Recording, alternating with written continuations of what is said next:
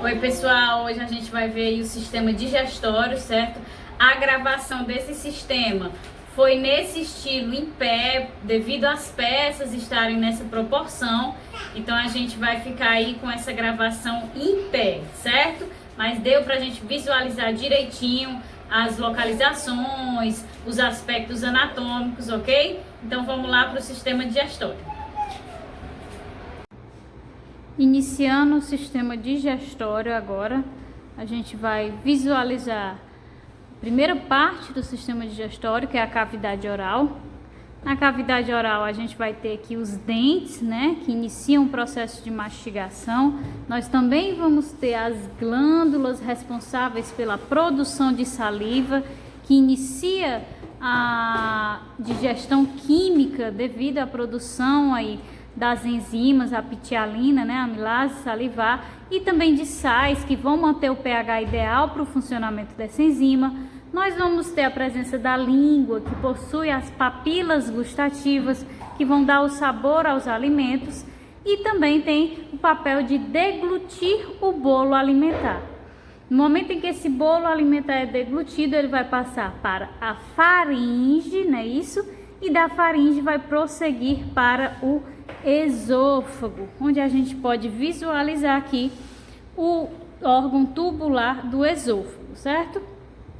Do esôfago a gente vai chegar ao estômago, que fica aqui por baixo, por trás do fígado, e abaixo do estômago a gente vê aqui o intestino grosso, que está com o intestino delgado encaixado dentro dele, e por trás do intestino grosso aqui, que vai estar encaixado com o duodeno, a gente consegue visualizar o pâncreas, que é outro órgão anexo do sistema digestivo.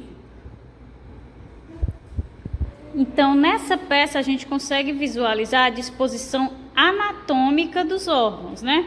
Sua posição, a sua localização dentro do organismo. Vai da cavidade para a faringe, para o esôfago, que vai chegar no estômago.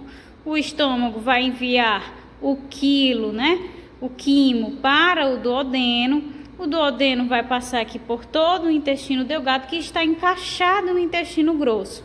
Então, a disposição dos órgãos, tanto os órgãos principais como os anexos, se dá dessa forma dentro do organismo. Nessa peça a gente consegue visualizar mais claramente essa disposição, né? Devido à eliminação dos demais órgãos. Então a gente vê que vai haver a passagem aí da cavidade oral para a faringe que tem contato tanto com a cavidade oral como a cavidade aqui da laringe, certo? E aí o bolo alimentar que sai lá da cavidade oral vai vir para o esôfago, que tem esse aspecto aqui com essas estrias na sua porção externa, e a gente vê que tem aqui como se fosse um estreitamento, e esse estreitamento nada mais é do que o esfíncter inferior do esôfago, e lá em cima o esfíncter superior do esôfago. Então o bolo alimentar vem descendo do esôfago até chegar ao estômago. Então o estômago, que vai estar aí com aspecto de J, quando está vazio, né, com aspecto mais redondinho e mais encaixado ao fígado, quando está cheio. Do lado de fora ele tem um aspecto liso, né, isso? Vai ter essa porção aqui, que é a porção do fundo, aqui vai ser o corpo, e aqui a porção pilórica do estômago.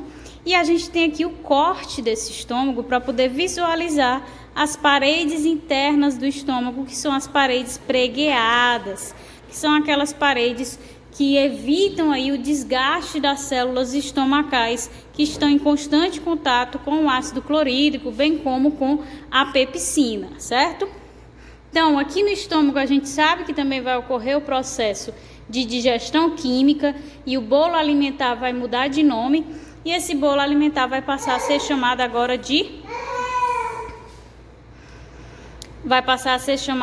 de quimo, certo? Então o quimo vai passar através do esfíncter pilórico para o duodeno. E aqui a gente consegue visualizar nessa peça o duodeno, que tem esse formatinho em C, né? e aí tem essa forma também pregueada internamente. Então, o duodeno ele está recebendo aqui, a gente consegue visualizar, ó, do ducto pancreático o suco pancreático e do ducto biliar o suco biliar, que é produzido aqui no fígado e armazenado na vesícula biliar, ok? Então a gente visualiza que o fígado com esse aspecto também liso, né? Não dá para visualizar que ele é recoberto por aquela membrana fina, mas ele tem um aspecto liso e essa cor arroxeada. E ele vai produzir a bile que será armazenada na vesícula biliar, que tem esse aspecto de saco, certo? Então esse suco biliar vai ser enviado para o duodeno para desempenhar o processo de digestão através do ducto biliar, certo? Que tem duas vertentes, tanto uma saindo diretamente do fígado, como uma saindo diretamente aí da vesícula biliar. Enquanto o pâncreas, que se encaixa perfeitamente na curvatura do duodeno e a sua ponta inicia um contato aqui com o baço, não é isso? O pâncreas, que é essa glândula mista, né, que tem tanto o papel endócrino como o papel exócrino, ela vai secretar várias enzimas, formando o suco pancreático, que também tem função na digestão do quimo que veio lá do estômago, certo? Quando o quimo veio do estômago, chegou no duodeno, recebeu o suco biliar, recebeu o suco pancreático, o duodeno também vai liberar uma série de enzimas que estão relacionadas aí à degradação de proteínas, carboidratos e lipídios.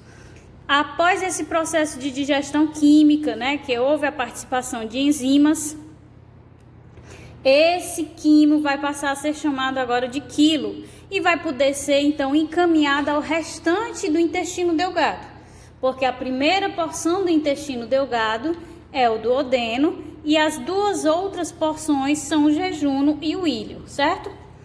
Aqui o jejuno e o íleo têm características que não estão apresentadas, que são as características internas das vilosidades e das microvilosidades. E são essas vilosidades que vão garantir aí um processo de absorção dos nutrientes de forma mais eficiente, porque vai aumentar a superfície de contato das vilosidades com os alimentos e também vai conseguir manter esses alimentos armazenados nessas vilosidades por mais tempo, porque eles se depositam entre elas. Após o processo de absorção, todo o alimento que não foi absorvido, né, e a água passam aí para o intestino grosso. E o intestino grosso vai ter aquela subdivisão. Nós já retornamos ao intestino grosso, mas antes eu quero só mostrar a vocês a separação aqui do jejuno e do íleo, certo? Em questão de coloração nessa peça que a gente tem. Então vai haver uma separação do jejuno e do íleo, onde o jejuno ele tem uma luz maior, né, e mais vilosidades do que o íleo, porque ele tem aquele início de absorção dos nutrientes, ok? Então, a partir do momento em que ocorre o processo de absorção desses nutrientes, tudo aquilo que não foi absorvido e a água que não foi absorvida vai passar para o intestino grosso. O intestino grosso é subdividido anatomicamente como? A gente tem aqui o cólon ascendente, ascendente porque ele está subindo, o cólon transverso porque ele atravessa todo o organismo do indivíduo, o cólon descendente que desce, quando vai realizar a curvatura para atingir o reto, chama-se cólon sigmoide, e aí a gente chega ao reto, que é rico em terminações nervosas, que no momento em que há o preenchimento com fezes nessa região, vai haver a compressão dessas terminações nervosas e aí vai estimular o processo de defecação. Internamente e externamente, esse intestino grosso, ele tem aqui esse formato em gomos, né? Que é justamente para facilitar essa deposição e o processo de reabsorção de água bem como o trânsito. Existem essas glândulas associadas ao intestino grosso que estão envolvidas na secreção de muco. Esse muco tem o papel de facilitar o trânsito das fezes, bem como também, além do muco, a gente sabe que existem bactérias, né? São as bactérias que vivem em simbiose no nosso trato gastrointestinal, que estão aí também envolvidas na facilitação desse trânsito das fezes pelo trato gastrointestinal. Então, o aspecto externo é o que a gente viu inicialmente e o aspecto interno é o que a gente está vendo aqui através dessa peça, ok?